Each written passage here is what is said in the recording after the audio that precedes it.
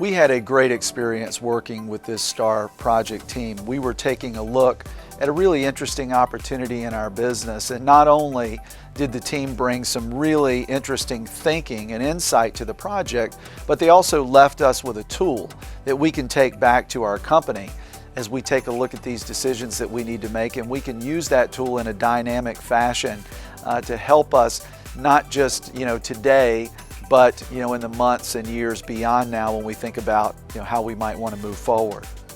Well, I've worked with STAR project teams in the past, and I've always found that we get great insights by getting some of the best and brightest students thinking about some of our business problems and opportunities. They bring a great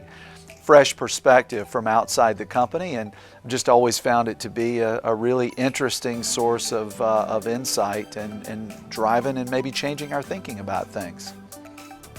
I think Kenan Flagler produces great consultants because of the approach that you take here in educating the students at the business school. It is a very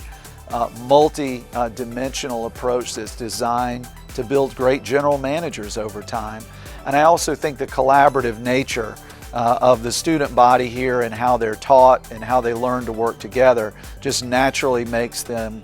effective working in a team environment, which is exactly what they do in the STAR program.